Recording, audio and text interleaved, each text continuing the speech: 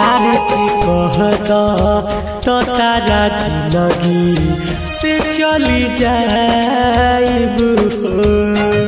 प्यार से कह दो तो तारा जिंदगी से चली जाइब हो।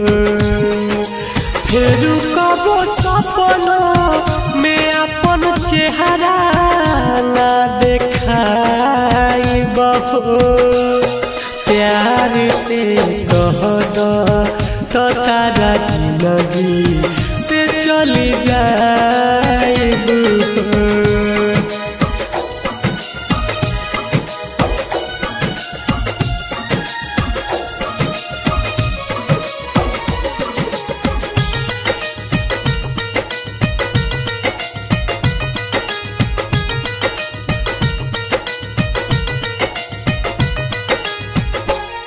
भोले अखिया रोई रोई हमर लाल होई तबो ना तहरा से एको गो सवाल होई।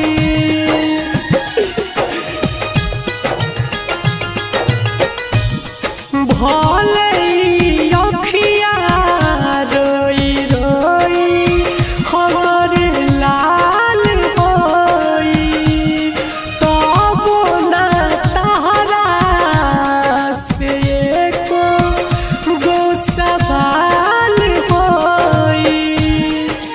जितने हम रोआ उतने तोहरा के रोआइब हो। प्यार से कह दो तो तारा जिंदगी से चली जाइब हो। प्यार से कह दो तो तारा जिंदगी से चली जाइब हो।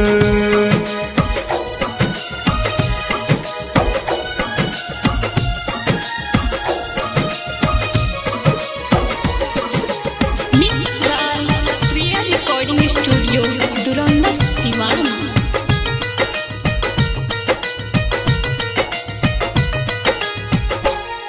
भूल के रहे तो करार काहे कइलू हो। बेवफा हमरा से तू प्यार काहे कइलू हो। बोलो भूल के रहे तो करार काहे कइलू हो।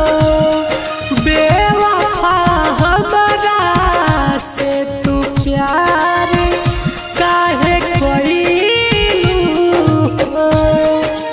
लाल देव दीपका केहू से ना दिल लगाइब हो। प्यार से कह दो तो तारा जिंदगी से चली जाइब हो। प्यार से कह दो तो तारा जिंदगी से चली जाइब।